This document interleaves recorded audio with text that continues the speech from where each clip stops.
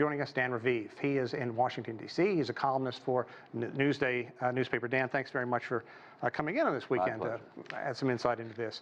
Now, we know that the Abbott plant is up and running, but they say it's going to be until June 20th or so before supplies hit the shelves. So until then, a lot of parents are going to find it rough sledding. Well, we're still hearing from those parents, and it's millions of families in this country. It's frequent for babies to be fed formula. Everyone around the world, all our audience knows that in a healthy situation, a mother has a choice whether to breastfeed or to use formula, but sometimes they combine both, and sometimes doctors say you really should use formula as a supplement. Then there are the babies and even older children who have some sort of digestive problem or other illness where they absolutely need some form of formula. And that company, Abbott, had been making lots of types of formula in Michigan, and then contamination was found. So the factory was closed down in February at the orders of the U.S. government. The health authorities said there had to be a total cleanup there. Apparently, even the floors of some of the factories were replaced. And that's why Abbott says they're ready now to reopen. They're resuming production. But you can just imagine, to get shipments out there, there's even a shortage of trucks and truck drivers in America right now. And that's why the supply will not immediately go up, not the day after tomorrow or anything like that. Exactly. I want to pick up on what you said about the regulators, because they found significant problems at this Michigan plant, from the roof leaking and, as you mentioned, to the floors, and several infants not only ill, some died before the plant was shut down. People have to look at the United States and say, how does this happen?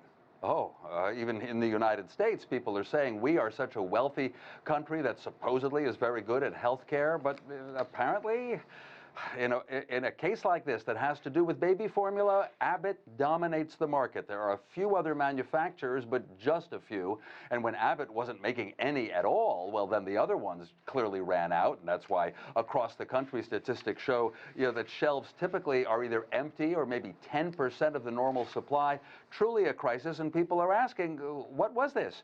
The Biden administration. And President Joe Biden has said he didn't know until April that there was a serious problem looming. Health authorities knew it earlier, certainly in February, and so there will be congressional hearings and a lot of blame, but I don't know to what extent that helps the children and the parents right now. Dan, which leads me to my next question. What do you think the legacy of this entire mess is going to be?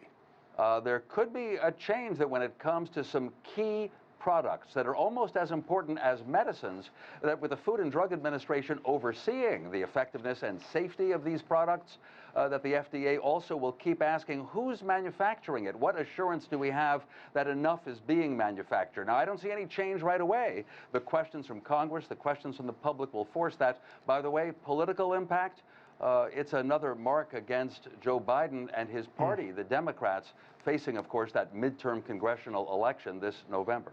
Early in this interview, I think you really nailed it on the head when you talked about how important this formula is to children, to infants who either have sensitivities or allergies to this. So right now, Abbott and others are trying to make tough decisions to see what areas are going to get this formula first. It's almost like rationing, but I'm finding it rather inspiring what some parents are doing if they feel themselves in a crisis. They're using the social media to contact other parents and are forming groups. So if somebody somehow gets a hold of just, say, 20 cans of powdered formula, they will share it with other parents in the area. So people are trying to be as nice and considerate as they can.